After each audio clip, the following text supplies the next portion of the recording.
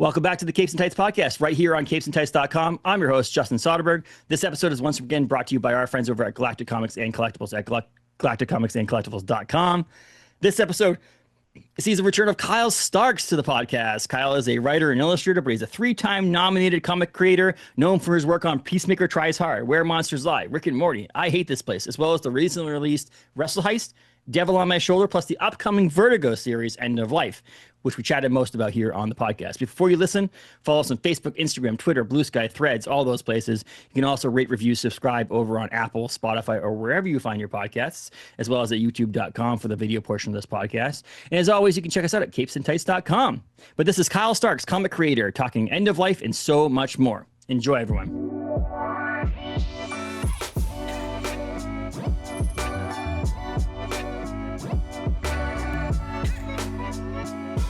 Welcome back to the podcast, Kyle Starks. How are you today? I'm good. I'm excited to be back. We love to be back. We love to be welcome back because it means I did okay the first time. No, it's because I ran out of guests, Kyle. Like, let's be honest. Well, that's possible back to the too. beginning. I have to go back to the list and be like, okay, who is on? Who would likely come back on? Let's contact. No, just kidding. It was funny because it's like glad my schedule works out.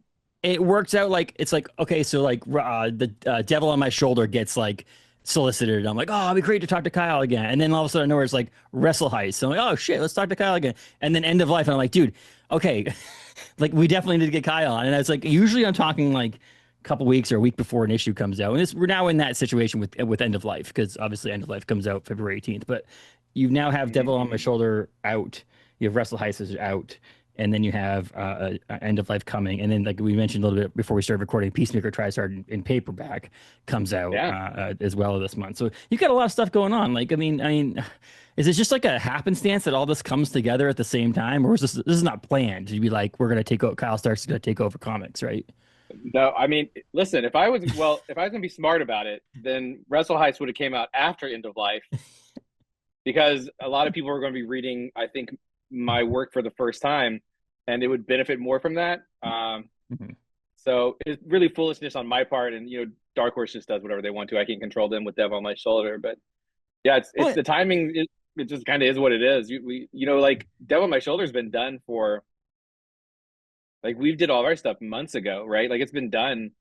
So we don't have any control over that. Whereas Wrestle Heist is something I'm writing and drawing. So like I just finished drawing issue 5. Like it's actively happening.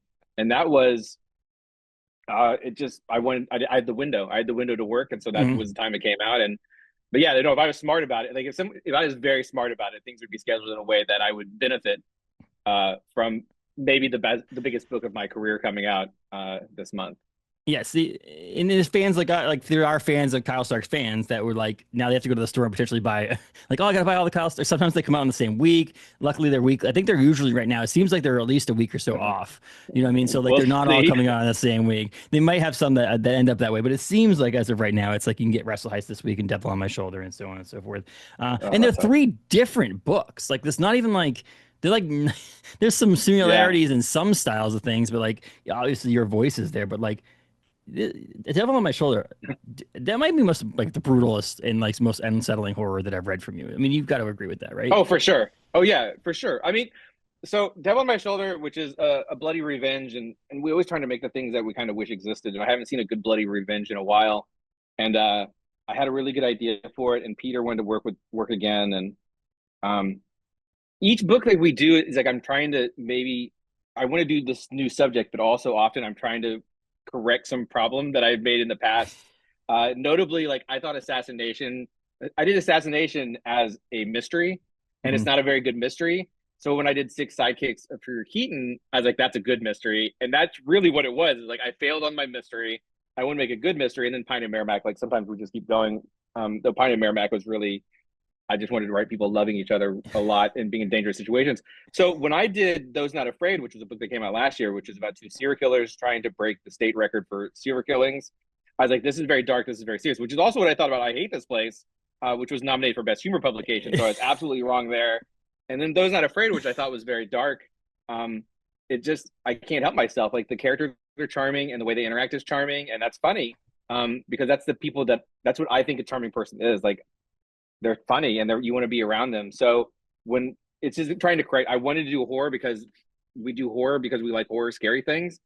and I wanted to do something that was dark and scary and wasn't funny at all because I feel like though I love humor in my horror films, I like everything and everything. I want to do something that's very dark and very disturbing and tell a story using those tools. And I think I did. I'm very pleased with it.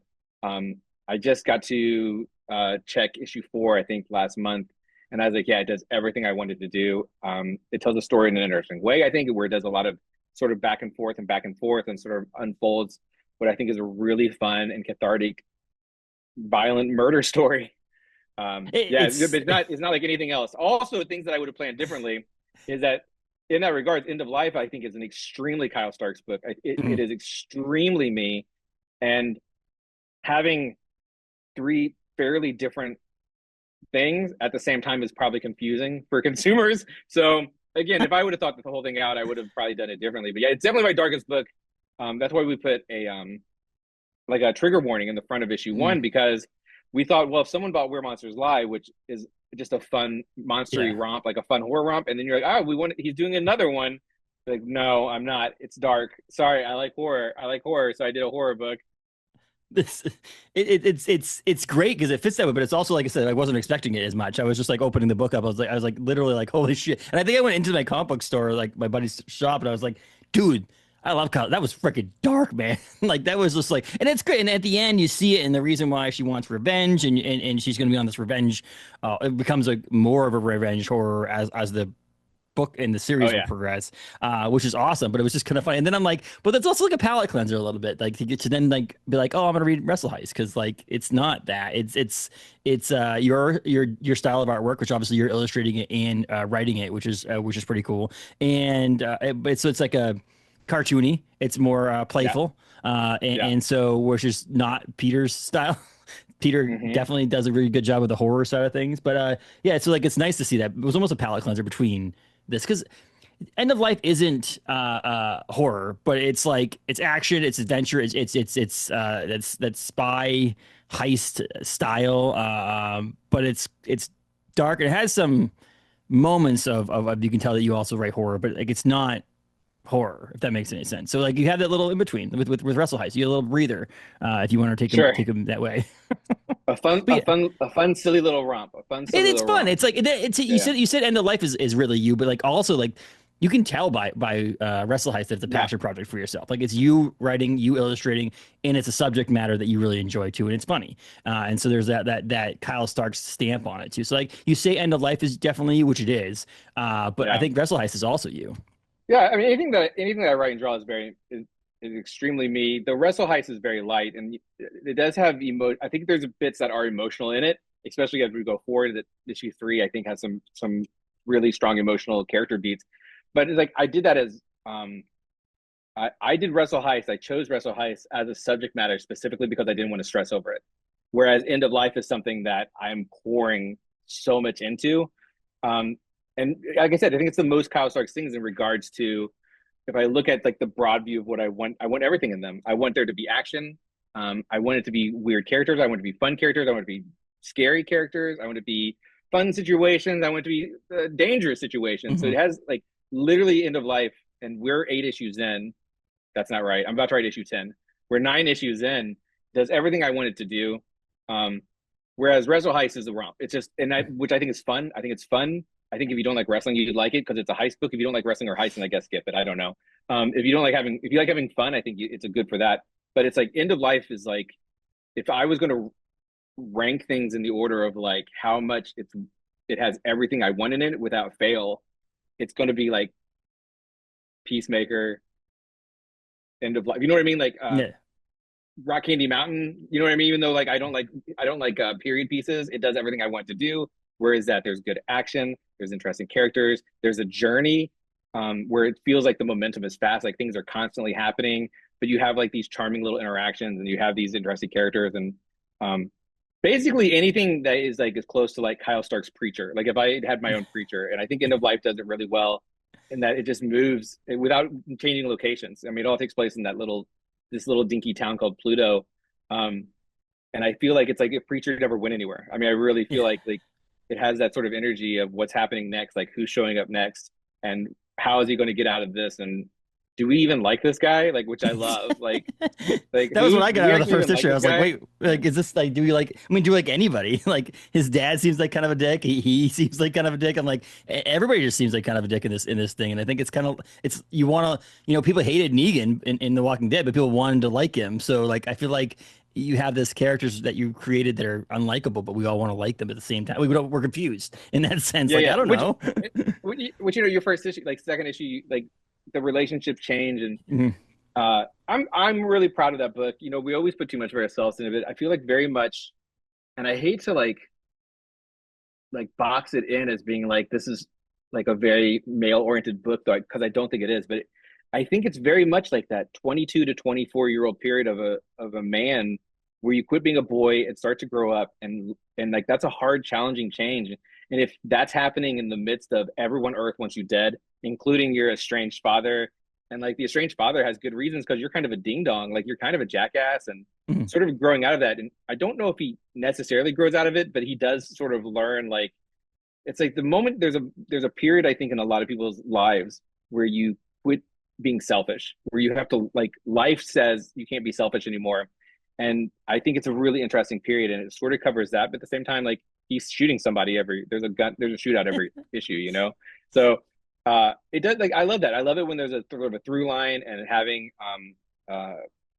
again like I think it's like Wrestle Heist. It's like I think this is for everyone. I think this is Yeah. fun for everyone. But if you have a dead parent, I think maybe it'll hit a It's, little bit harder. If you have a parent who's sick and dying, just, it'll hit. yeah. If you took care of, yeah.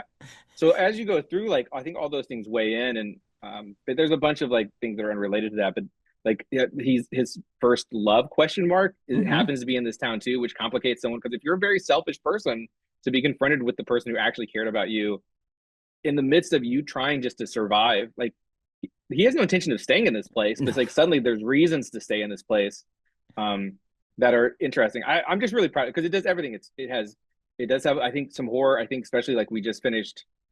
I think 8 and 9, which I know we're down the road. Mhm. 8 and 9 is like a 2 issue arc that's all horror. It's just a horror 2 arc. In my opinion, it's the Zed's Dead sequence of Pulp Fiction where it's like I think this is awful. Like this isn't funny at all. It's terrible, but like it's so good because Steve does such a good job. So it's like I'm doing everything, and like that's the great thing about the setting and these characters, and the opportunity to especially do as many issues as I'm for sure getting to do. Mhm. Which is there's going to be 12. There's for sure going to be 12. Hopefully it does well enough. There's what's 6 18. We'd love for there Yeah. to be. I'd love to do 36 of it. You know what I mean? I'd Yeah. like to do it for a while, but you never know with modern stakes. But yeah, It, so it's it, very it, much like it's a very Kyle in that it has everything in it. You know what I mean? It has everything in it because I think people will cry at some point, and I think you're gonna laugh and you're gonna be like, "That's cool," and like these characters are awesome. I want to spend more time with these characters, and that's like the most me thing. I mean, it's funny because like you have this character whose life is basically falling apart because someone's after him. Like you could die any minute now, and you come home and hoping to get a safe space, and knowing that the relationship with him and his dad is not great, but still, then you come out and they land the bomb on you that he's dying, Mm-hmm. and so I was like, oh my gosh, like there, it's like this like my life is shit, but all of a sudden now you find out someone else's is also shit, and it's like, how are you going to relate to this? And that to me is what the first issue, is really about, in my opinion. But it also has Mm-hmm. this dark humor. Like I feel like one of my favorite things about stories are stories that don't 100% take itself seriously all the way. Because I feel like when I always say, I always say to my wife is like, there are people who fart at a funeral. Like it happens. Mm-hmm. Like there's not every funeral you go to, everybody's just like somber. Like there's someone telling a joke about the history of this person or whatever, or the way someone like there's always this lightheartedness in some sort of dark and sad moments. And this is a very, very moment where he's like I said, there are people after him. His dad, he found out his dad has cancer. But there's still funniness in there. There's that dark humor in it, which is, I think, like I said, Mm-hmm. it's kind of you. It's like you always have Yeah. that little bit. Like I hate this place. Like I think I mentioned it. My review's not out yet, but I remember in it that it's like I hate this place was also dark, but also like funny, and it actually got nominated for comedy. Yeah. So it's kind of funny. Hopefully, this doesn't get nominated for comedy because there is comedy in it, but there's a lot more stuff in it. But still, I Listen, mean, we want that hey, nomination. We'll hey, take best new series. You know what I mean? Best ongoing. You know what? Eisner, look, we say we're the three-time Eisner nominee. We'd like to be to change. I just printed a table runner that says three-time Eisner nominee on it. I'd like to be like, man, I spent money on nothing. Yeah. you want to be able to cross it off when We'll you go to a convention. yeah, we'll see. We'll see. But Yeah, it is. I would for all those things, you know. It has all that stuff in it. I think that's just really cool. So what? Speaking of, you obviously have another issues coming with the series, but it's at Vertigo. Is the Vertigo imprints, the return of Vertigo? Mhm. Is that also something cool and special for you? I mean, as knowing how the iconicness of the Vertigo imprint, and you're part of the real relaunch of it, like one of the first new series to come out from on the Vertigo. Yeah, I'm the second new series right after Dennis Camp's Bleeding Yeah. Hearts. I mean, it's difficult to talk about to be honest about. Like, it's such an honor that they asked me. Like, it's such an Mm. unbelievable honor, and I just had to talk with someone where they're like, what would like, are you freaking out? Like, is it the cool? You know what I mean? Like, is it super cool? And I don't think I've quite wrapped my head around that because of the anxiety around having something that will be so visible that's so distinctly me. Um, I do think what an honor to be. So here, I just have to talk about. You know what I mean? It's tough to Yeah. talk about because there's so many complicated relationships. We got asked to do. They used to do these things where they talk about like what Vertigo books were coming out, it'd be like a one-page ad, and then they have people right at the top of it. Do you remember those? By any Yes. chance? They were Yes. okay. Yeah, yeah. They were in DC books, and like so they're like, we're having you guys do these. Do you want to do it? I'm like, of course. And like I was like, do you have any examples? And they yeah, and they sent me like Paul Pope and Brian Azzarello, and Peter Milligan, right? And their little write up is like, let me tell you why this book is so cool and important and like meaningful. And I think I'm the first Vertigo book that's not that. You know what I mean? Like I just it's like it's what that's like the part that's like this is a real honor because um I feel like Preacher is funny. It's this to me it's very Preacher-esque because like there's Yeah. comedy in there, but there's all these other things. Like don't call it a comedy. No one will be like Preacher's the funniest book I've ever read, even though you know what it might be. You know what I mean? It might be because there's some hilarious stuff in it, Oh yeah. and it's like that's what I don't want people to call End of Life a comedy book, but it's like I feel like I'm maybe the first one that was intentionally so that was chosen to be Vertigo that wasn't like a one shot or like sort of a mini throwaway, but um so in that regard, it's like what an honor, and also again, what an honor to be asked to be part of this rollout, but also what huge anxiety. And if you look at the creative teams that they chose, and we were the first ones chosen, it was me and Steve, it was Chris and Jacob, and it was Dennis and Stipin. And when we were chosen, this was over 2.5 years ago. Like Mhm. we're Dennis wasn't Dennis then. You know what I mean? Dennis had Yeah. done 20th Century Men, and that was it. Yes, and that's it. Like that's what he had. He had one book out, and I remember specifically talking to Chris Conroy and being like, "Is Ram V or Scott Snyder not doing one of these?" Like because it's a group that retailers aren't going to go. Oh my gosh, here's Vertigo, and it's Tom King, Snyder, Ram V, Mm. and James Tynion's new books, right? Where they're going to go. These guys have always sold well for us. These guys always make us money. How exciting! It's at the time I'm gonna say three double A players. Like you know what I mean? Mm. Three double A, not triple A, not majors, like double A. And since then, Dennis has gone and won a Cy Young award, basically, right? He's maybe the hottest. It's going to be him and Scott Snyder for Writer of the Year. I don't think there's Yeah. any argument about that. And that's not to say there aren't, in my opinion, equally talented writers, but what they did for the industry and for themselves is such a huge jump.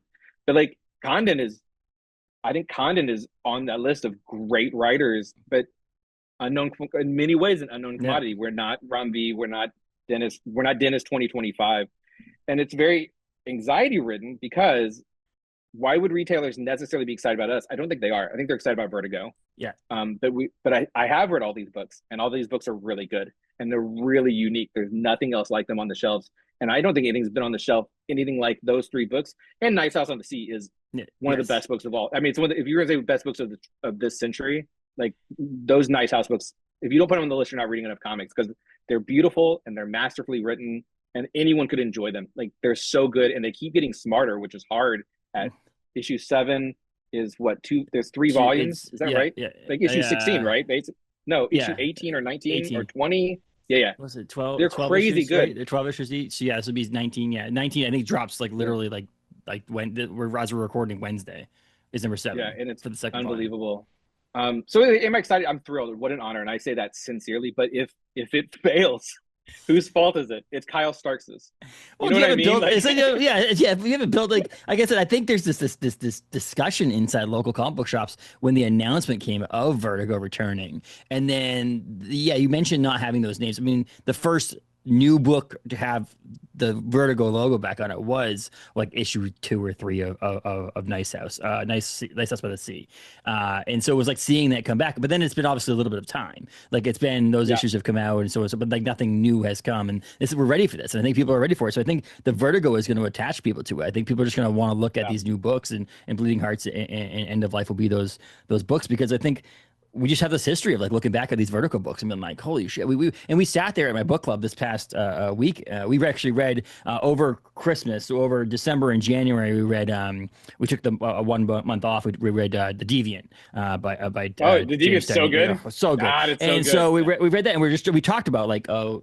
Vertigo came up and all this stuff, and we were talking about Why the Last Man and all these different books. Were like these impactful books, and so like the name, yes, we'll have it. And yes, you're right. This book does seem a little bit different, but like End of Life is gonna fit that. I think it fits that the vibe that I think that I'm so pumped that DC's bringing back because it's this creator owned vibe. Like it's like this, like it's the image hmm of DC, and I think that I'm a huge Marvel fan, and I would love for that to be exist in the Marvel universe, or, like, world too, as well, of having yeah, this like, and they're kind of doing this with the Red Band stuff, and like I feel like Alias is coming back, and they're doing this like I know it's all still within the Marvel universe, but they're still trying to do this like darker stuff, and I wish that they would just do that whole like independent style in the big house yeah. kind of thing because I think it's cool. I think you're bringing some of these names in there, like I said. But you two of you guys killed it on Peacemaker too. So like people, if you're a DC fan and you read Peacemaker Tries Hard, you know the creative group that's coming to this book. So you kind of like at least a sense of how you guys work together, not the story itself, but like how you guys Yeah. work together and how the flow works and stuff like that. I mean, I you must I be think getting you would used to probably it. be I think you'd probably be surprised at how many copies Peacemaker sold. I don't think it's my best selling book. I think it's my second best maybe. And I never saw like the number 1 issue sale, Yeah, so I can't say, but I know what my royalties are, you know? So it's kind of yeah, surprising and why you go, why is that? Like, I don't know. People it's thought it was a TV show. I don't phenomenal. know. Yeah. It's phenomenal. I I mean, I'm say surprised it took so long for a paper trade back. Because I mean, was it 2 years ago or something like that? Or a year why ago? listen, I don't want to speak poorly, but why would that paperback not come out October when I, the final and only second season was coming out and you could have sold a we, bunch? I don't know. we have this discussion all the I time in my know. local comic I shop know. about All how right. Sorry. Sorry. Yeah. like Hulk, the She-Hulk series came out, and a little. She must have been like 8 or 9 years old. Came in the comic book store when I was hanging out in there, and the mom was like, "Do you have any She-Hulk trade paperbacks?" And he's like, "Oh, obviously." And he looked, nothing. And he went on at the time, went on to what was a Diamond or whatever was at the time, Yeah. Yeah. and was like, "There's not even any available. Like I can't even order any." There are And they she's they're like, sold out like whatever that last like Charles Soule sold out. You know what I mean? Like it's like what the hell? You I can't know. get these things regularly. Where's the timing on this? I thought the whole thing. Remember back in the day where they created action figures and cartoons to sell the action figures? It was all timed out perfectly. Where the Yeah, hell is different that? two different industries that aren't failing by the way, like aren't suffering in any way in 2026. You know? That's universal. But my new thing is like they told me I have to promote the soft covers. Like I feel like Peacemaker is has to be a compact edition. I Mhm. just feel like it will do so well as a compact edition because the people who are trying those out will go, "Oh, Peacemaker!" Like I know that, Mhm. and I think it'll do really well because I say it humbly, I say it objectively. I think me and Steve made something classic. I think that's, and I say that as a fan of comics. I think we made something that's again relatively unique. There's not a lot like it. I You did say Why the Last Man. I think Pete Preacher and Why the Last Man are the two things that are closest to what I do. So Yes. they do it at a far more cerebral higher level than I do. That's just I'm not going to say I'm as good as Ennis and Brian K. Vaughan because I'm not. But I think it's if that's two series that people enjoy, I think they'll really like End of Life because it scratches an itch that doesn't exist in the big Mhm. two at all. And it's the type of thing that I really like doing. So yeah, the creator owned thing. I was talking to Condon today, and we're actually complaining about something else. About how like someone said like, oh, we could have done this at Image. You know what I mean? It's like we could have done it at Image, but I like to think of it as DC messed up and we got to make whatever we want, and now they're stuck with it, and that's way more fun than trying to independently do it. Like because now it's like it's not just the same as like I mean, Wrestle Heist, I I'm so proud of it. It's so much fun. It's exactly what I want it to be, but like it'll be gone. You know Yeah. what I mean? That's just the Yeah. nature. Whereas, guess what? We're third wave Vertigo or whatever it is forever. And Yeah. when you go to Wikipedia, it's going to say my name, Yeah. your name, Yeah. Dennis's Yeah. name. That's who's going to say first. And that like that changes the nature of the book, and it's also why I think you go, well, I could have done this. I could have done this someplace else, Yeah. but we're all trying harder. I can Mhm. I've read all these books; they're so good. We're all trying harder. that Condon Jacob Phillips book is really good, and I know for a fact, like I think it's 6 issues. I know it's 6 issues. I think the last 2 issues it escalates and changes in such a way that will blow everyone away, and hopefully they should be reading it anyway. I think those guys are the new. It's a bad example, but they're the new Brubaker Phillips. I think Condon is Yes. literally young Brubaker in terms of how he writes, how well he writes, and how his characters are interesting and you're engaged. And Yeah. Jacob Phillips is just like his dad. It's the same. Like they're like the apple did not fall far from the tree. So I think people are gonna. My thing is, I think people are really gonna like Dennis's book because it's Dennis, and they're gonna like it no matter what because that's where he's at now. And Mhm. shout out to Dennis. He's the nicest guy and he's the smartest guy, and he's really talented writer. So I think it wouldn't matter what he put out. He's too hot and too popular that people are gonna be like, Yeah. yeah, maybe not this one. Yeah, it's too. This isn't the book that'll do it. And also, Stipend's art is so Yeah. good. Um, it's so good it can't fail. Like I mean, it's such a beautiful looking thing. And Dennis is just so smart. And like I think it's one of the concerns you go, well, what's it about? It's about it's zombies have feelings. It's like, well, who gives a shit? I think is like you know what I mean? But you go, oh, but it's written by maybe the smartest guy, like the most in touch with modern uh sort of societal concerns and like you couldn't ask for someone else to do it. I know, yeah, the art is listen, if Nice House on the Lake didn't exist and I was a better promoter, I'd say it's the best art coming out in the sport. The guy who does Nice Alvarez, I can never remember his name because I'm bad at Yeah. things. Yeah. He's Yeah. he's so good. It's not fair. Like it's just simply not fair to anyone else. The stipend's right there, if not above. It's so good. That's going to blow people away. So like it's I can't remember the point. I know it's going to be a disparaging end of life in some regards, but Dennis won't fail. Dennis isn't going to No. fail. This isn't the window of his career where he's going to. And I think I think a lot of people are going to be reading content for the first time, which is crazy to me because Which, yeah. I thought everyone read West Texas Blood. I thought Yeah. everyone read that. And Yeah. like, why wouldn't you? Um, I mean, but News from the Fallout was one of my favorite comic books of last year of 2025. Like so, like that book, like he killed it on that. And I think it was a mixture of that and the minimalistic of the artist of the in the end of the world and yeah, this aspect of it. But Chris is phenomenal, and I think it's amazing. phenomenal. The Yeah, phenomenal. And obviously Jacob Phillips is an amazing artist as well. But like there's this 3 books. It's the 11th of February, it's the 18th of February, 25th of February. Like you have these books coming out every week, so you have something special. And you're right, it probably is strategically really well done to do Dennis as the first book to release on Vertigo. It's a new book. It's all this stuff. yeah, But you're batting second. It's not horrible. It's you put you right in between it. You got the Connor and Phillips, and you got the first book coming out. And you're right in the middle there. So if people hopefully yeah. will It's forget it's 4 real different looks in terms of Yes. storytelling, and Hmm. and again, they're all good. I'm excited about it. It's very anxiety ridden. So I mean, that's like we go all the way back. Like, are you stoked? Are you? I don't know. It is weird if I step back and look at it from like a lifetime. It is Yeah. pretty weird because I never thought I'd make comics for a living. That was never my intention. Hmm. Like I in many ways fell into it. Um, and so every time anything's happened, I've always been like, what weird luck, what weird good luck. When I did Lobo cancellation special, that was the Hmm. first time I went, 17-year-old me would be losing their mind. Like that was the first time. And I've done Thanos, I've done Marvel, I've done Peacemaker, which Peacemaker is so modern thing to me, even Hmm. though it's not, but who that character is and why they matter is so modern. It's like they let me do something new.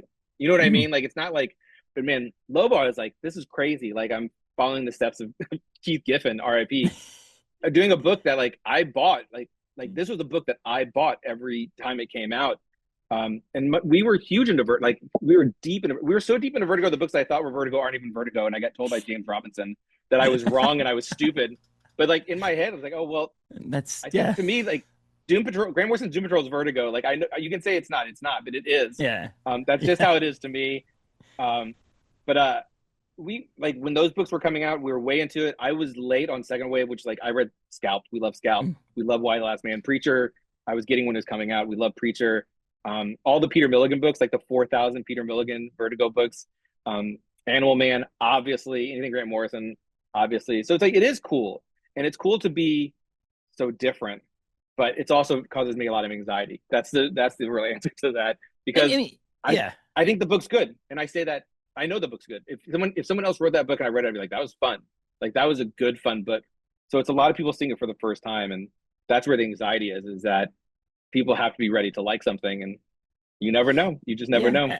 know. More eye, not more eyes. There's more eyes will probably be on it because of the fact that a like you mentioned, Peacemaker was successful, but also because you have this big comic book publisher behind it. Like it's like you're being the second or third book, you are at the beginning. So they're going to push it even harder. Like there's press releases that come out, there's things that come out.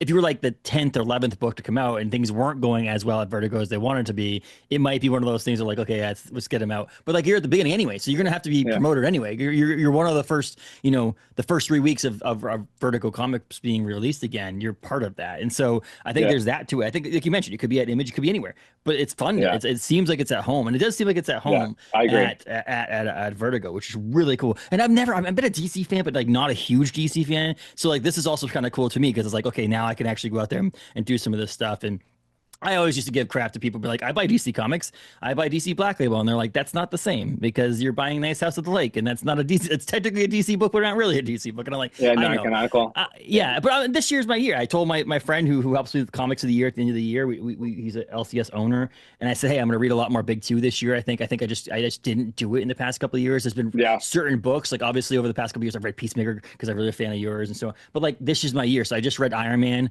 by Joshua Williamson was great. I was very I've happy heard it's about great. that. Yeah. And obviously Joshua Williamson, you can't really go wrong with Josh. But like this is the year. And Lobo, Scotty Young's doing Lobo this year, which is Scotty's one of my We don't. favorite comic We're not. creators. We're not. But No, no. We don't talk. We don't talk about that. We're not talking. We don't talk about that specific. but it's true. I mean, We're not talking. But we're not I'm not talking gonna. about that one in specific. So this okay. We'll pass that. No, I feel it's, like. I feel like personally, it's my opinion. Someone else should be doing that Lobo ongoing, and I yeah. don't want to say who it is, but it's me.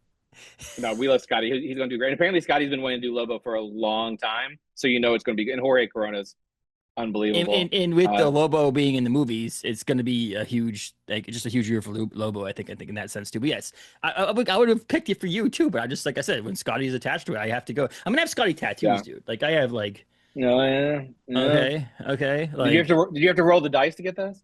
no, it's like No. so my son's name is Nova, and so I got Nova, and then other ones like Gertrude, obviously from, and then I'm a big Run the Jewels fan, so this is the Run the Jewels logo. But yeah, so I'm a Scotty fan, but like I'm also a fair. Kyle Starks fan. Like I mean, like let's be honest. But I would have been all on board for that too. I think a Lobo book by you and Steve would have been great too. I think that partnership too Dude, would have been great too. Steve works great with me. Kyle Hotz murdered it on my Lobo. Like Yeah. I don't think that's the thing. I'm so biased because I feel like it was such great casting for me and him to do it. Yeah. I agree with Scott. I mean, listen, and again, Scotty's a mega talent. Scotty sells. You're going to put him on a book before you put me on a book, but they would be the second theme I chose just Yeah. because Kyle Hotz I think looks like it Yeah. feels like Bisley. You know what I mean? But a clean, readable, clarity Bisley. Yeah. Yeah. And I also think I will say like even though I'm talking is like I don't think I would want to do an ongoing. I don't think he's suited that way. I think the best way to do him, in my opinion, would be to do like 4 48-page books a year. I think that's the way to do is with 4 one-shots basically.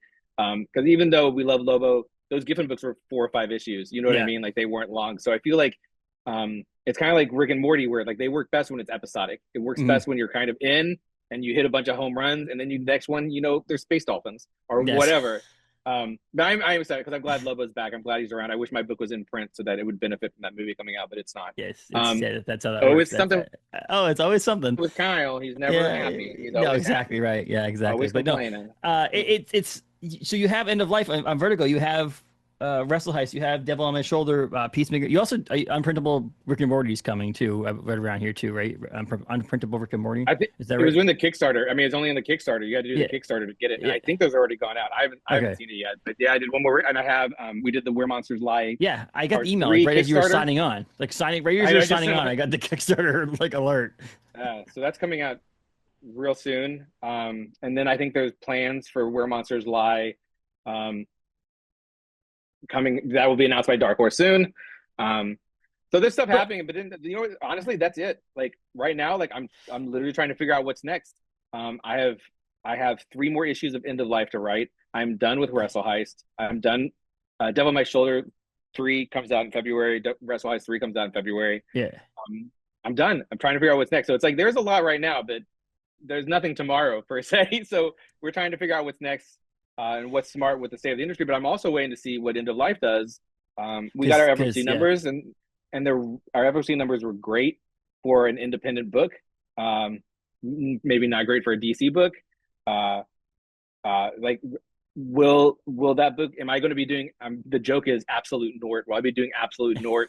You know what I mean? In 4 months, or absolute Blue Beetle, or whatever, Guy Yeah. Gardner. Yeah. Who knows? I hope so. Like, I would love for people to be like, oh, look, he's pretty good. Here's some opportunities. Just because we have to do it. The thing is, like, I've been doing independent. So I've been doing independent comics for, I think, 10 years now.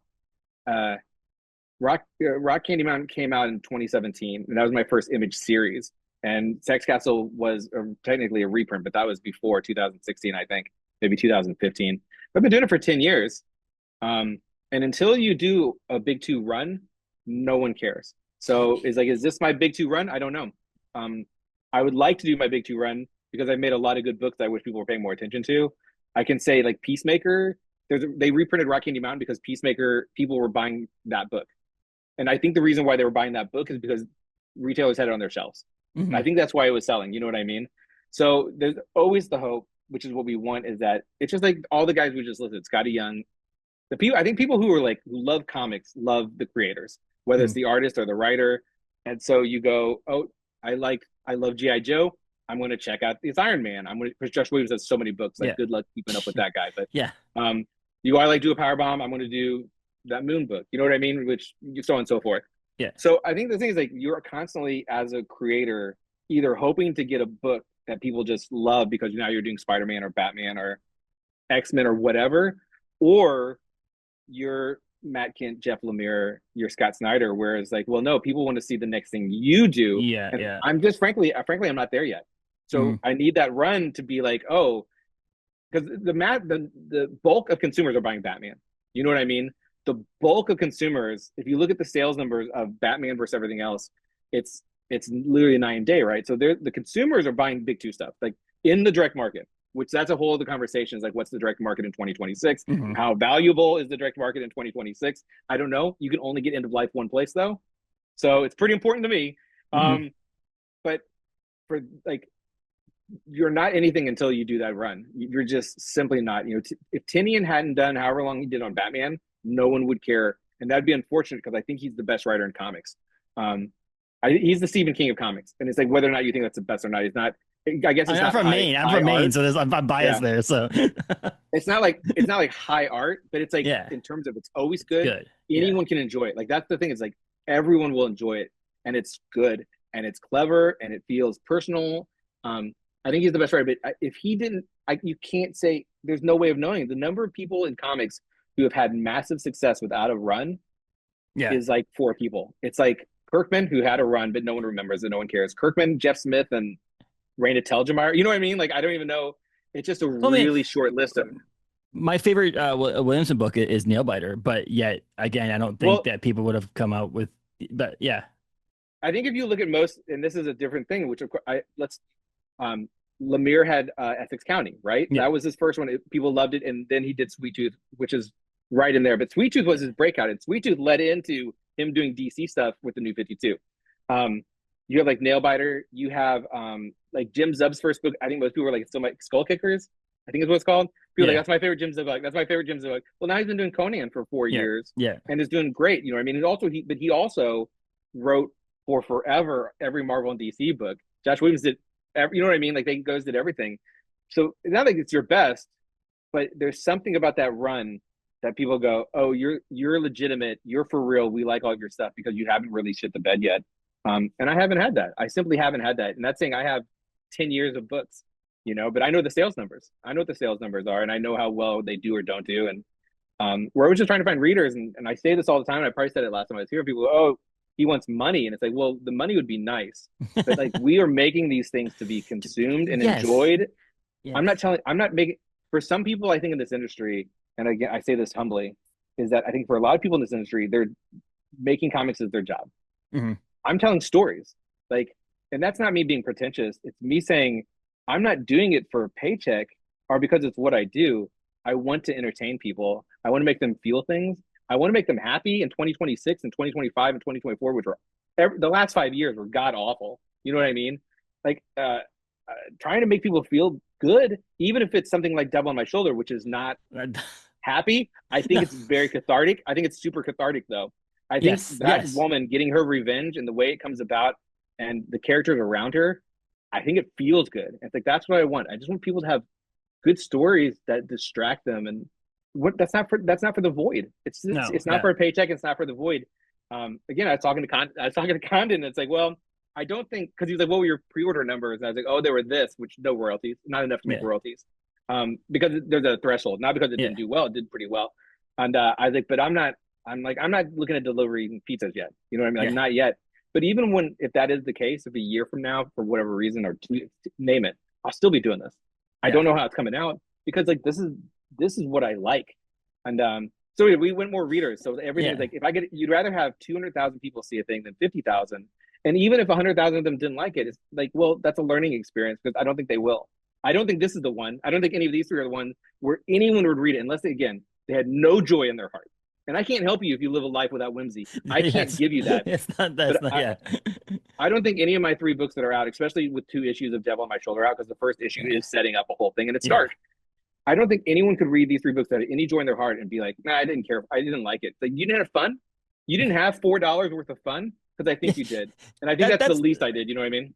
That's always what I think about the price of comics too. It's like, yes, they are going up, and yes, they have gone up over the years, so on and so forth. But like, as much fun as I enjoyment as I get out of the $4, $5, whatever it is, like it's definitely more than the enjoyment I get out of a cup of coffee I buy in the morning or something like that. Like to me, it's like That's close for me.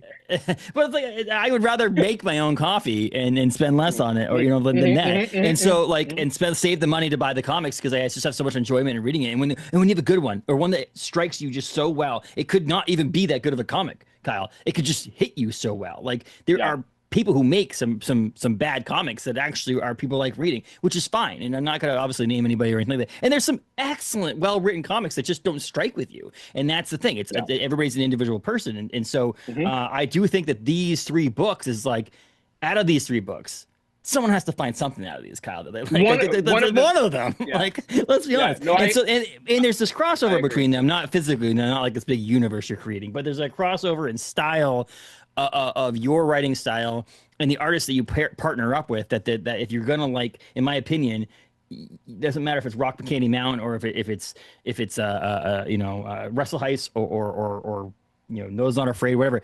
If you like one of those, there's a possibility you're gonna like something else by Kyle Starks, and that's just because you're easily read. I don't think you don't use these gigantic words and things like that. So like you have this ability to be smoothly read, which is easy. And again, there's some comedy thrown in here and there, and there's spaces for everything. And I just think that's what I think that Wrestle Heist is one of those things. People see the word wrestle in it, and they're like, oh, I don't like wrestling. And it's like, well, that's not just what They're it's out. about. Like Yeah. just read it. It's the same thing I've always said about like things like The Walking Dead. I'm like, oh, I don't like zombies. Well, it's not really about the zombies. It's about the people Yeah. that are in there, and so on and so forth. And so, I don't like a black and white movie because it's black and white. Whatever. It's just this. Give it a shot, and I think that's one of those big things. And to me, Peacemaker was huge, and for people that I know, we read. Oh, it's kind of funny. I realized this now, and I told you before we started. We're reading Peacemaker Tries Hard for the book club I'm in for my local comic shop. But we actually in November or October we read Those Not Afraid. So it's actually kind of funny. Your Back to trade back. paperback your trade paperback novels sales are going to go up there because of our book club. No. And so we have, and so we have this. People know what you're like in your horror side of things, and then they're going to get into. I mean, the first 2 pages of Peacemaker Tries Hard. If you even remotely like the TV show, you're gonna like the book, like the comic. Like it's not even close. Like the comedy is there, and the style who Peacemaker is there. And so, like you mentioned, why is it not out in October when the show? Because it fits the show so well. Like it fits Who it knows? so well. Well, you But just I think mean, it's people out now. who If you watched it and you yeah. didn't watch it, it's like, oh, cool. It's still out now, not in the summer. So there's that. It is what it is. You just think, for that regards, is that people will see something, and then The Boys, Invincible were very good for the comic industry because Yes. people go, "I would like something else like this."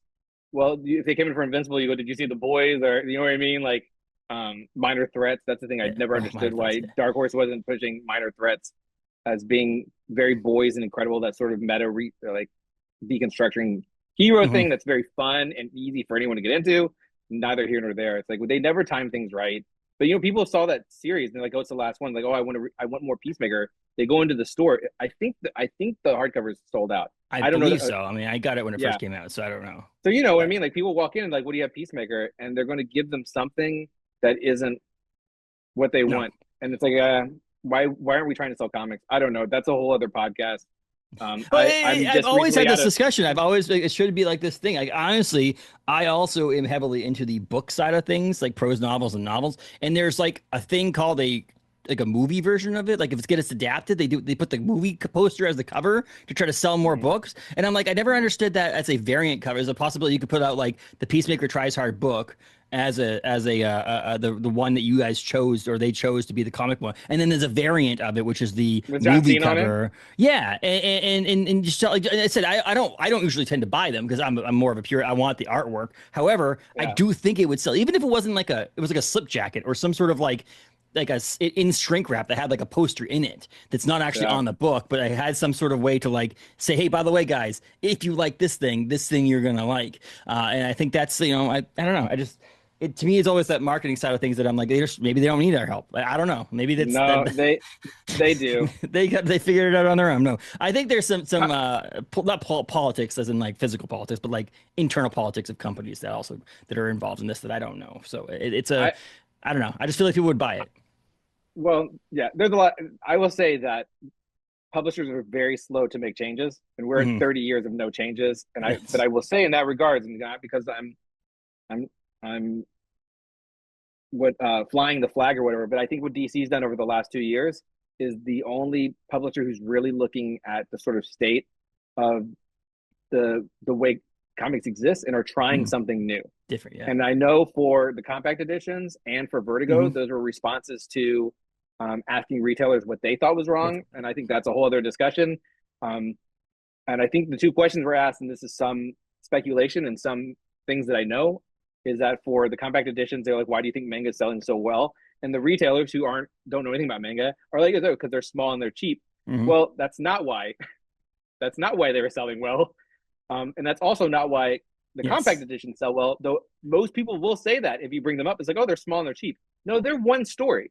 It's a Yes. collected story. It's the beginning, middle, and end. And if you vaguely like Batman, you can now read a Batman and not have to know Yeah. 70 years of lore. Like that's why they're doing so well. Them being $10 is obviously like going to only help. If they were hardcovers, they wouldn't sell as well Yeah. because they sell hardcovers for what, Yeah. $30 or Yeah. $25. Who has 25. Yeah. that? Jesus. Um, and Well, that's what I was pissed off Vertigo, about. That's what I was pissed off about. Peacemaker Tristar was only available in hardcover. I yep, was like, God I damn it! agree. Like, Yeah, what the I hell? agree. It is Black Label wants to be different, and Yeah. Yeah. I'm here for it. But I feel like everything's too expensive for what comics should be and what they. Well, 2026 they might be becoming fair price now because everything's so expensive in Yeah. 2026. But um, I think comics are meant to be cheap. I think they're supposed to be. I think you should be able to go to a comic shop and buy 10 comics, and Yes. every week you should be able to buy 10 comics because then I just think that's how it should be. I think you'd also get more people coming in to buy three comics, which would be Hmm. great, even if they were, you know what I mean, three comics for $6 or whatever is better than one comic at five. Um, anyway, that's a different discussion. But Vertigo was the same, and which is because you mentioned the creative teams, is that Yeah. Vertigo was they asked the retailers what's wrong, and they said we don't have long runs with the same creative teams anymore, which is an interesting argument when I can't sell a fifth issue of an image series and make any money. That you think the 25th one will sell better because it's the same team, but that's what Vertigo is. And if you look at all the teams, every single team involved, they were chosen because they put out something good together. Yeah. Dennis and Stipend did 20th Century Man. We did Peacemaker. Condon and Phillips have done, I think, like three things together. They're the Yes. Yeah. best. Again, they're the best combo.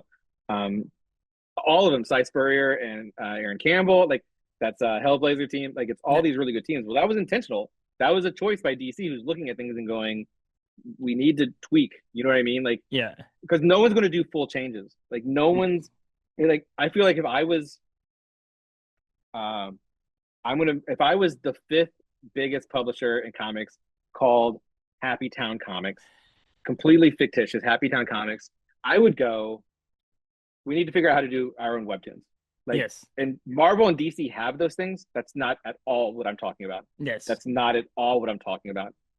And I think there's really interesting, smart things that someone could do. But I think the biggest hindrance for comics is the buy-in price right now and the lore. Like, there's so much. It's so expensive. There's no way to even catch up cheaply if you wanted to. There's no roadmaps for anything.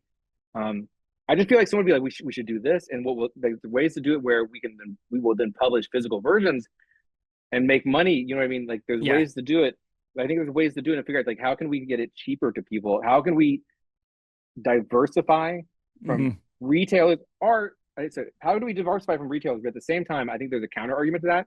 If retailers are the most important thing, which they are, Yeah. and right now they're because every series, if like Green Arrow with Condon, everyone agrees it was an incredible run. It got canceled because no one bought it. Yes. You know what I mean? Okay. So if we're gonna say retailers are the most important place, like this, the fate of a well-written Condon Green Arrow run decides on how well single issues. Then we should make retailers more important to the publisher. The Mm. publisher should know what every store wants. They should have a contact with. There's only 2,500 stores. And I go only like, dude, that's not very many. No, it's not. I Um, mean, I work in the beer industry. My day job is doing art for beer cans, but like we have the same situation with like there's a distributor and then there's the retailer and then there's the customer. Like we sell to the distributor and we see the distributor a certain way, but like it's the most important thing and the time we spend the most money on marketing and things like that is like the bars, restaurants, and bottle yeah, shops because those are the places that are going to be like, hey, you should try this new beer or you should try this new thing yep, because they're the ones that are going to want to try these new things. And so, and yeah, honestly, seeing it on the forefront, I have been in the shop where my buddy Paul, who owns Galactic Comics and Collectibles in Bangor, Maine, he has actually gotten emails from like Tony Fleece being like, hey, there's a new series coming out called Feral. You should really check it out and sending him like digital copies to try to get and he's like, when yeah. I get We those all do that. emails from something like that, like, and I'm just thinking about this one time, obviously, I said a lot of people do that, is that he immediately, even without reading the book, it's already on his radar. Like he should be promoting Yeah, this book more because someone actually took the time out to reach out and say, "Do you need something?" And Matthew Rosenberg did that with a bunch of his stuff Matt's recently, great. and he Those are did two like, guys who are very good about it. They're also two guys who can afford all that to yes, yes, send exactly, posters. yes, yeah, you're right. And I would say that's not my job. That's not Tony's job, and that's not Matt's job, No, or it's it not. shouldn't be. It But shouldn't be, so but it someone is. should be. Yeah, So like I said, whether it's yeah. distributor or whether it's the publisher Publisher. itself, getting out to these people and saying, hey, by the way, there's this, and you can't do it with every book because if you do it with every book, then there's a You dilution shouldn't to do the it with thing. that. You shouldn't do it with But every book. yeah, You but shouldn't do there's it with every a book. specific thing. And like I Yeah, said, to me nowadays there is this, and I do see that when I'm in the comic book shop, which is kind of a fun thing. Sometimes I just sit there like a fly on the wall, let people come in and go, oh, you're buying Pokemon cards, you go over there. I'll talk to these people over here. But a lot of it is the people who were like, oh, that's by so and so, or that's the illustrator of this yes, one, or that person did this one. And I'm like, I like that. I see that a lot. And so seeing this with Vertigo and seeing these teams doing these things, plus when we think about the book club side of things, when we try to pick new books to read, we're like, oh, we want to do a couple independents, we want to do some horror, we want to do a big two, a DC Marvel yeah, kind of thing. But it's so freaking hard to pick the big two books. A, availability. B, yeah. not having someone who's like, I only read DC. So when you jump into a Marvel book, some of these characters I'm not going to know. So we pick a book like Peacemaker. We're like, hey, even if you do read a lot of DC comics, you still might not know some of these characters. Yeah, So like there's that to it, but like it's a compact story that you can get. You don't really need to know all the characters. You just need to yeah. know them in that book. And so that's Hmm. what's hard also about the big two is that. So with Vertigo and some of these other and even independents, like okay, Devil on My Shoulder starts and ends, and that's the story. You don't need to know anybody Yes, else. yeah, And any of these people who have connected universes in that sense, they still have this. You can read most criminal books, by yeah, themselves and not have to worry yeah. about, stuff for it. And I've gotten that because I didn't read all of Criminal, but I've gotten some advanced copies of recent Criminal ones. And I'm like, oh, this is pretty cool. It's made me want to read the rest, but like Yeah. it's cool in that sense. They're And so really good. Vertigo is cool like that, seeing some of these awesome creators. And I will lump you into that, Kyle. You are an awesome creator, even though as much as you want to, slap yourself in the Stop. face about it. Is that it's cool to see all these people and continue like have a 12 issue series. I'm so looking forward to that because of the fact that 4 issues is fun. It's great and all that stuff, but it's like I don't know. I just feel like It's not very sometimes much. no, it's not very much, and it's like it's great because it's not very much. So you buy $4 or $5 issues and it's $20, and like, but also I kind of want that like. I mean, is this going to continue? Is this like years worth of comics, or is there going to be a break at all, or is this just like as of right now, February through next January, there's gonna be 12 issues of There's gonna End be of 12. Life. There's gonna be 12 issues, and it could keep. It presumably keeps going. I know for me and Dennis, our books are both ongoings, and I don't know how many issues he was guaranteed. Yeah. I guaranteed 12. I'm working on 10 this week, maybe 10 and 11. We'll see. Depending on I got some other stuff. There's so much little minor things, especially with the Where Monsters Lie Kickstarter coming Yeah. very close to being due. In podcasts like myself interrupting you and stuff like that. Yeah. Well, we love to do the podcast. We love to promote. We love to talk to retailers. We love to do all that stuff because it's That's important. great. It's great. And again, it's funny that you mentioned those two guys because those two guys, Fleeks and Rosenberg, are absolutely the best at it, and they have figured out how to do it. I'm trying very hard to figure it out because I would like to be in it. I've sent out emails, no one responds. Like just no one responds. But Like, everyone sends out emails. The guy who's self-publishing sends out. They get so many of them. Yeah, you know what I mean? yeah, They just yeah, get so many of them. How do you look? How do you make time for something? And the publishers will argue about when you should send stuff, and I think they're wrong because they want to send it last minute. I don't. Anyway, it's a whole other conversation. Yeah. Well, I never understood that either on this side of things, Kyle. Like I'll get an email on Friday, like late night, like Friday, like 10 o'clock at night. I'll get an email from a PR person from one of the publishers being like, "These are the books coming out on Wednesday. Can you guys have your reviews up by Wednesday?" And it's like, cool, man. Like what? Like to me, I'm always like, I would much rather, and it's different for every book, but I would much rather read End of Life, for an example. And this is not picking apart Vertigo or DC at all. This is just a book you have coming out right before FOC than it would be to actually do it now because of the fact that I want people to order it. However, I understand 100%. Spoilers. Otherwise, spoiler-free reviews should be there. Spoiler reviews end of story should always be after. But like, I want to circle back to the ongoing, not ongoing. But a major publisher, I was like, hey, I'd like to send out review copies for Wrestle Heist 2 months before FOC, and they're like, we don't like to do that because retailers are so busy. We like to send it like the week or two before FOC. Well, let me propose this to you. Let's say you had a wrestling comic. If I send it out, which I do, if you send it out 2 months in advance, even if they don't read it, but they see, oh, Kyle Starks has a wrestling comic, and maybe they know who I am, I'm more likely than, I mean, I'm in double A's, right? I'm on the list to maybe be a major one day. Is that they probably recognize my name, either Rick and Morty and Peacemaker. Yeah. But you go, oh, a wrestling comic. And then you have 8 Wednesdays, because that's going to be the day when most people come in where you go, oh, shit, Dave, you got to do a power bomb. You do a power bomb. There's a new one. Do you want to add it to? You have 8 weeks to do that. But what they say is, well, they're so busy. So they send it out the week before, the Friday before Monday. Yeah. I tell you, all my Dark Horse books, they were trying to send them out probably the Friday before FOC. It's like, you know what? You're not trying to sell to anyone. You're trying to remind that person just to order them. That's a mistake. It's a huge mistake just in terms of how to do business. If I have a good horror comic, and I send out, they send out number 1. I don't send out number 1. I send out everything I have. If I have 3 issues, I send 3 issues. You did to me. Yeah. Yeah. Because you want people to go, oh, I have faith in this series. Also, my stuff you read fast. So it's like, I don't know. That should be something I should probably say. It's like, hey, you can probably read all these in 30 minutes together. There's a ton of back matter that you could dig into. Like, we're doing these things to make additive value. But the thing is, they're fast. It's like, you go, oh, those are 3 things I can trust this series. I can comfortably promote the series to people I know who like wrestling, or to people who just like having fun. 8 weeks, but they're like, too late. It's like, dude, who are you selling to? Yeah. And even if they don't do it, you should have the option. And I was like, we should do it the way you should do it. I'm tangenting so hard. You should do it 2 months, 6 weeks, and the second week and first week, you just remind it. It's like, I didn't do that because I got busy and I just didn't think about it, and because I was disenfranchised pretty badly. And I didn't go to school for marketing. I don't know anything about promotion or marketing. I didn't do any of that. I tell stupid stories that try to distract people from the horrors of existence. That's what I do. Okay. So it's like, I don't think about promotion, but I think that's the way to do it because it makes more sense. Also, expecting someone to, how many books are coming out on Monday FOC? Yeah. Let's say it's 30. They're going to read 30 emails on the weekend. Bullshit. They worked all week. They're not going to just sit and read. A lot of them do. The good stores do, but asking, like, give them months to figure that out. That's what I think. Anyway, that's neither here nor there. But in regards to the thing, it's like, I know, I know Dennis and I have ongoings. I don't know how many he's guaranteed. At one point, the discussion was 8. I have 12. The Ezra Kane mystery, which is Peril of the Brutal Dark by Condon and Jacob Phillips, is basically a chapter book. So they are guaranteed 6 issues, which is the length of the story that they're telling, which is the Brutal, the Peril Dark. Yeah. And then, based on sales, which I think will be good for that book for sure, because it's so good, and if not, you guys all messed up. It's really good. The first issue is really good.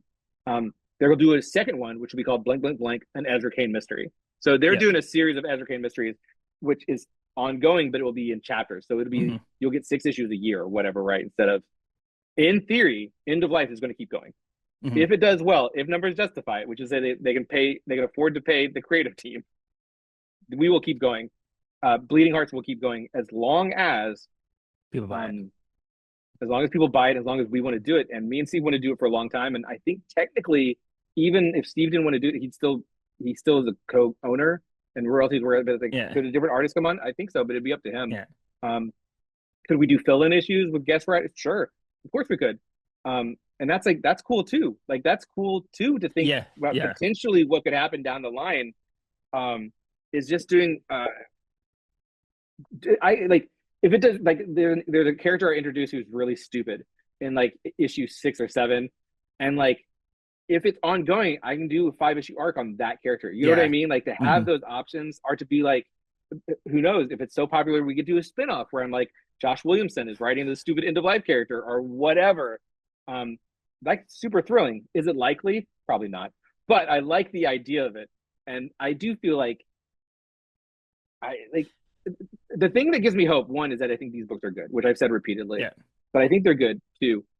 That people are what absolute shows to a scale, which is a curious. It's absolute like its own paradox in comics right now, but it's bringing in new readers. People Hmm. are walking in the comic shop. You know why? Because you can start here. It's a starting point, and that we're giving Yes. them another thing. This is a starting point, and it's by DC, so you can trust it. It's by Marvel. You know what I mean? It's by a big two. It's not. Um, I'm trying to think of what new just came out from Image that was probably great, but who? How do you know? You don't know. It's a wild card. It could be good. It could be bad. Or, okay, Everything, it won't be bad. everything dead and dying from Tate Everything Brown. did. Which by the way, Jacob. That's Jacob Phillips. Who we Yeah. know. Oh, Yeah. I think that's Jacob. Yeah. Um, It's yeah. like Uh, he's so good. But yeah, like you don't know what you're going to get. You don't know what it is. But this is DC, and DC saying we have a new line, and doing it after the success of their last yeah. new line. That's very hopeful too. Is that a lot of people will try it just because it's a starting point. Hmm. And we'll do, you know, 3 first printings, and I'll make some money finally. Uh, my It, kids can it, keep wearing shoes. That'll Yes, be cool. exactly. I mean, to me, it's one thing about ongoings, and I think that you're right. Is a number of times we've had discussions about miniseries, even like 10 issue, 12 issue, like maxi series. Like the is that you don't have like there's it feels like something is missing, and I feel like that's what you get out of something that's an ongoing. If you do get guaranteed another 12 issues, the next 5 issues, 4 issues could be a story arc about a certain character, which you get Yeah. in these. We got that in different series that are 60, 70, 80 issues long, 193 issues for The Walking Dead. There was a number of times where we just had tangents on different Hmm. characters because you have the ability to do that because Hmm. obviously that's a different animal, and I guess Spawn's similar like that now too with 300 and whatever issues that Todd's done. But like this mini series thing, you have to get the story concisely done, and even when you're kind of like not guaranteed, but you're like I want to do this long, like I hate this place, which was obviously truncated a little bit too. So it's like even that where it's like you didn't even get the number of issues that you hoped for, and it ended up ending sooner. So there's that. So ongoing, or at least guaranteeing 12 issues means that you can breathe a little bit and have a little bit more story to tell. And some stories are made for it, some stories aren't. Obviously, End of Life sounds like it's made for it, whereas other stories are probably more succinct to be 4 issues, 5 issues, and that's all you really want in a story. But I think there's a mixture. I think there's people are going towards trades a lot nowadays, but I also think there's a lot of missing of that longer commitment series where I can like I get in agree. there. And I think that's nowadays. I think this year for my reading like physical books, I was like so anti like 700-page books because I'm like, I want to read like three 250 Yeah. page books. Like I want to read 3 books in that time. And for me, I'm like, now I just literally read like back to back 700-page books by Daniel Kraus. And like, to me, I'm like so in love with the fact that I've been like in this story for 2 weeks. Yeah. Whereas like in other times where I've been like read a book by someone who's like 150 pages, I'm like, cool, that was great. That was a weekend. I'm done. I want this like longer thing. And again, it probably will be. I mean, I'll read issues 1 through 3 of End of Life, and there might be a little gap where I go back and read 4, 5, and 6 and together and stuff like that. But like, I don't know, just more being, living, and investing time into a series that promises to be, 10, 12 issues is a good thing, I think. So that's a benefit I also hope of this so. Vertigo side of things is that too. But again, all the creators, the types of stories are being told and all that stuff is amazing at Vertigo. But also, if anybody's a fan of, I mean, Wrestle Heist is phenomenal. It's fun. Thank It's you. just lighthearted in that sense. It's just again, the artwork is Kyle Stark's artwork. Like if you look at any of this, like anything you've drawn, it's what it looks like. Yeah. And then, like I said, if you want to be brutal and unsettling with horror, you get that Devil on My Shoulder is phenomenal. But also go back and read things like Those Not Afraid and Where Monsters Lie. And you want to, again, I just reread it for because of book club. I reread Peacemaker Tries Hard, and I've loved it again. It was so much fun to Thank read, you. and I'm so it's I'm just so proud of it. Yeah, it's just so good, and obviously Steve's artwork is phenomenal too. And if you're a variant cover person, the variant covers were phenomenal as well on that Hmm. series. You can go back and look at all those things. It's just a lot of fun. So I think that Kyle Starks. I think you're here. I think we're great in this. This is the year when someone offers you. Here's when Scotty's done with Lobo, they're like, here, want Lobo? No, They'll just go, I, well, I guess it doesn't work. would you rate? Would you rate Deadpool? Do you think you could I not? mean, Do you think your style, like what you did for Peacemaker, could work over at Deadpool in that sense of like? well, You I think? think that I'm so against pretension. I think that I've shown in my career that if there's a notable comedy character in these universes, that I can do Yeah. it. Okay. Um, I so I it's obviously there's more than that, but I just thought to myself, I just watched. It's you know what? This like next week is the 10th anniversary of the movie, Deadpool movie. the first, that's kind of crazy, right? Isn't that insane? Like to think about how long ago it was, and I just rewatched it, and I just was like, oh my god, this is like this is it was so funny, and I love the fact that it was like part of the universe, but also making fun of itself and making fun of the universe. It was great in that sense. But 10 years of that, and I said to me that's why it's on top of my head, Deadpool, and I think that comedy part Yeah, of it would work. I feel like it's a tough one because I feel like my career.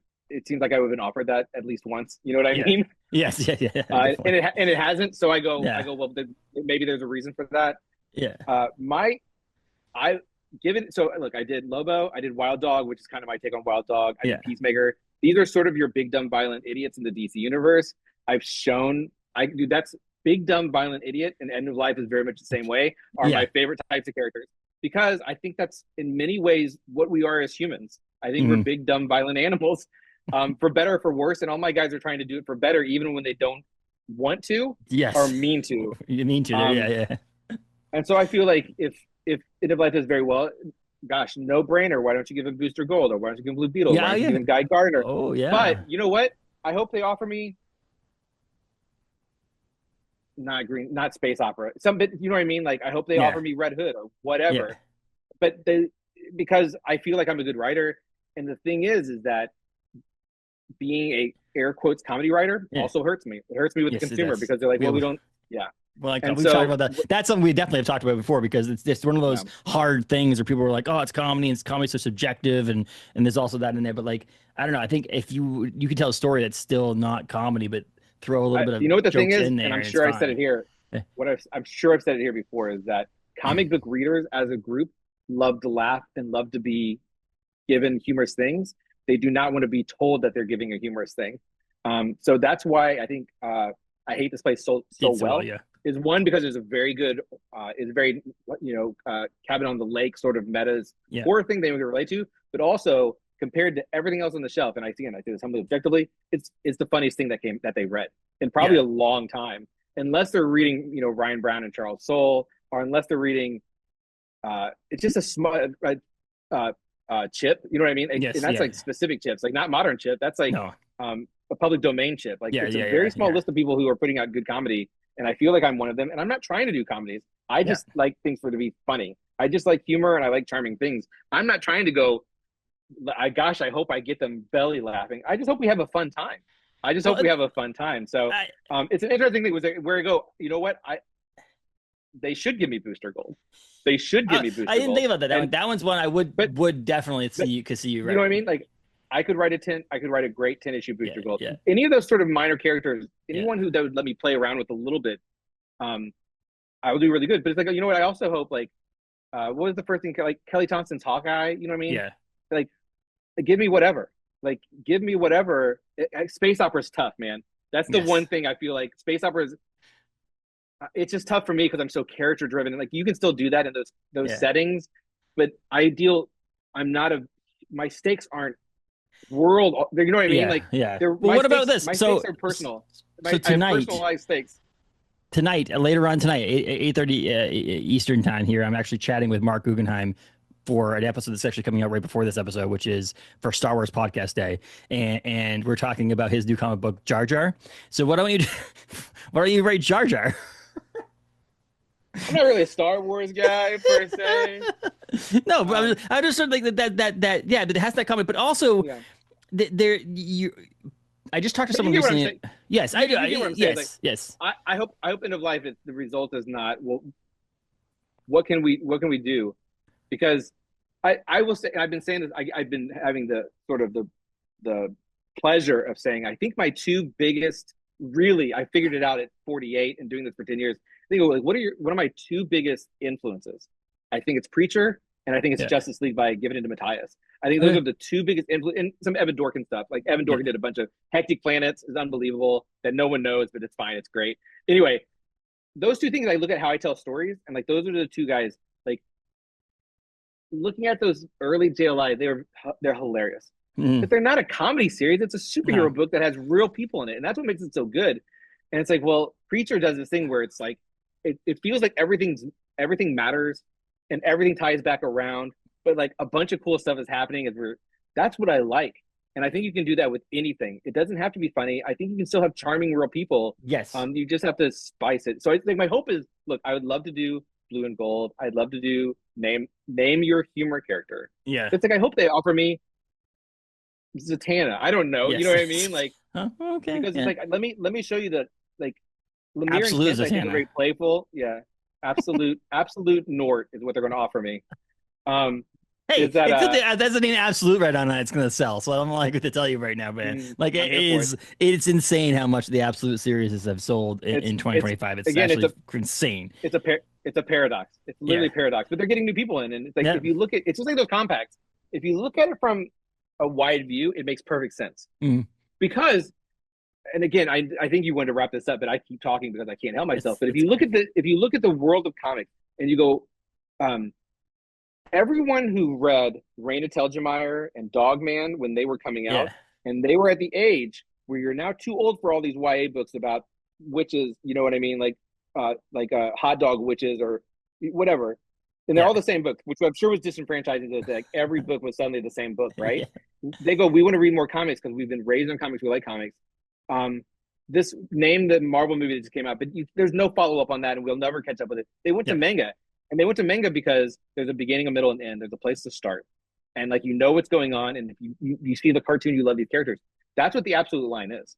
The Yeah. absolute line is all those people who didn't get ever into Batman because they couldn't can now get into Batman.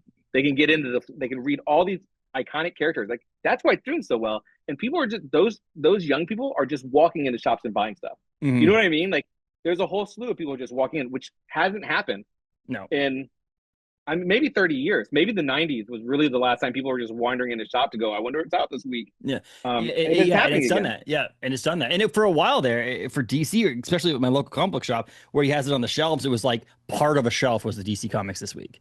It was like Yeah. 5 comics, and there were like 3 of them had the word Batman in it, and it was just this crazy. And the rest of it was like a couple of shelves of Marvel, and then a bunch of shelves of Independent. And it was Yeah. obviously based on his buyers, like the customers that come in there, obviously. But like in the same sense of always like, wow, there's only 5 DC comics this year. And now it's because there's Absolute and there's all these different. It just seems like it's grown a little bit. Now you're adding Vertigo in there, which is pretty cool. It's really, DCKO is doing great because yo, of it's it. excellent. Well, I'm a huge Michael Del Mundo fan too, so I'm buying all the variants right by Michael. So there's that too. Yeah. I just think it's such a fun thing. Anyone jump in. Yeah, I think yeah, those all in books, yes, they're gonna I think they're gonna do really well too. And it's the yep, same thing. It's like put good creative teams together and yep, find a way to let people to make them accessible. Comics should be yep. accessible. And I think that's what DC is showing right now more than anything else. I think that's the biggest takeaway that if you make them accessible, people will try them. And word of mouth is starting to happen again. It's just too bad social media is dead at a time where people are actually starting to talk about comics to each other again. No, we'll talk about it in It's person wild. at the store when you go there and be like, so, like when Yeah. you're in a here's a thing for people to try is when you're in a comic book store and you're going to buy your comics. Tell the person next to you what you're recommending they read this week. That if they look at the shelf and something they didn't pull and go, you know what, you should Mm-hmm. try that X, Y, and Z book. Do that, and so do that kind of stuff. It's also like just that reaching out and telling people what you want and what you like. Go on the internet and stop bitching about whatever else is going out there and be like, have you read everything Dead and Dying? Like that's something that I did recently too. Like it was phenomenal. But like I'm yeah, I won't get a tangent about that book right now. But I got to check it out. I love Jacob, so I got to check it out. Tate's a phenomenal writer too, and that it's like a slice. If you like a big Walking Dead fan in the sense that it's a zombie apocalypse, it's like a slice in the life of that, but also like this a Last of Us part of it. There's just the artwork's Yes, great, I but love it. it's like a zoomed way in on the zombie apocalypse. Like you're talking like That's under awesome. a Yeah, yeah. microscope, like right there, instead of a big world idea what's going on in the world. It's like what's going on in this one town and in this one spot. It's really good. Final Boss by Tyler Kirkham is phenomenal. So that's Oh another yeah. book that you get over I at just Image. I just read the synopsis for it, and I was like, that sounds Yeah. cool. Yeah, I was like, so Margot Wood at Image emailed me and was like, these are some series coming up, and I'm like, oh, whatever, and I'm like, Final Boss, I don't know, it's Street Fighter, I don't know, maybe whatever, I'll give it a shot. Holy shit, it was amazing. It was like I read the Yeah, that's five great. issues, like they haven't even had the 5 issues yet, but this is a trade paperback advance, and I read it all coming out in like May or something like that, the trade. But I was like, oh my god, and I was like in the comic book store the next day. I'm like, oh god, you gotta buy. I'm like, Yeah. that's amazing. And that's again, but getting it out early could potentially do to someone. But yeah, there's a bunch of good things that are coming up. But like I said, to me, it's your stuff is just, I'm always going to go for it. I'm always going to, there's always Thank you, that time man. where I'm like, I might, I love the video you posted recently on your Instagram about how many dick jokes do you want in it. That's Hmm. true too. Hmm. But in the same sense, like I said, there's heart in it and there's violence and and I do think that you're really good at horror and comedy because both of them you can add that to your comic to make it okay. This is not real, guys. This is fake. This is a fake universe. This is not based on real stuff. That you have this really dark horror stuff that you have to just believe, and then you Hmm. have this comedy stuff when someone tells a joke about something that in a serious moment, and you're just like, okay, this is not real. It works well. I think that works well together, and I think that's what's cool about it. And I think you have a wide gambit of abilities to tell those stories, and I think, like I said, I'm always for them. So if you see a Kyle Stark's book, I'm always on top of that for sure. And then again, like I Heck mentioned yeah. it again, and my review hasn't come out yet, but my review for End of Life says that Steve Pugh was part of that too. When I read Oh, yeah. Pacemaker, I was like, okay, now I want to read anything that Steve's done the artwork Perfect for. casting. And Yeah. so to me, I'm like, okay, I want to have that. And so that made me a fan of Steve's as well. So I love that. And I love that partnership between people. I think Wrestle Heist is amazing, but no offense, your best work is when it's with someone else because you guys Yeah, both can because they draw focus on better than basic. me. Yeah, no, yeah, Well, that too. I But no, no, I think that's whether it's my best. All of my stuff would be better if someone else drew it. But I think in terms of like yes. I'll put 11 panels on a page. I would never ask Steve to do it. So I'm able to get more into my stuff Yeah. because I can work harder. And with Image in that regards, like issue 5 is 26 pages. Yeah. It's not 22 pages because I can do as much work as I need to do. Yeah. You know what I mean? And it's free. That's free. I only have to pay colorists. I can write and draw as many pages as I want. It's free. So I think there's storytelling wise, I think my stuff is stronger just because I'm able to get more stuff into it. Yes. And also a fifth issue, you know what I mean? Like the fifth Yeah. issue, I probably won't make a penny off of, but it's free. The labor was free. Yeah. But yeah, Steve, Speaking of, Vlad Popoff is also a phenomenal colorist too. I wanted to throw that out there too, just so you guys know. But yeah, it's Steve's amazing, and that's the thing. It's you Steve's partnership amazing. with Steve. Peter's amazing. Peter's amazing. So there's all the. Like, we could go on with all your. No, but I've been very lucky. Patrick's amazing too, and so there's that connection between you and you work. It seemed like you work well with these people, and I think that's what's cool about Yeah. this. Is that it's like I'm a big, like I mentioned, I have tattoos of Scotty. I'm a big Scotty Young art fan. Like I love his variant covers. The baby covers are amazing, but also I'm a fan of his writing. So it's hard. It's sometimes hard to see. I'm a fan of your art too. I do think that I love seeing other people take your yeah, they do it better. They do it better than me. Yeah, no, I won't go that far, but yeah. So like, Peacemaker Tries Hard is coming on trade paperback. Get that. We have Wrestle Heist out there right now. A couple issues are already on the shelf. Same with Devil on My Shoulder. Check those out. End of Life hits February 18th at every local comic book shop. So check all that out. And if you haven't told your LCS, tell them you want it and you want all of them. Say you want all the issues that are coming out every week, every month, whatever comes out. Just put it in my pull box. And then yeah, check out other ones like Those Not Afraid and I Hate This Place and Barfly was also Barfly's so good. So good. So but yeah, always a pleasure, Kyle. Always a pleasure. I'd talk to you for hours, but I got to go pick my son up. So like, it's one of those things. But we'll get you back on at some point in the future. But until then, thank you so much, dude. We'll talk soon, okay? Yeah, thanks for having me, man. I appreciate it. Thanks, Kyle.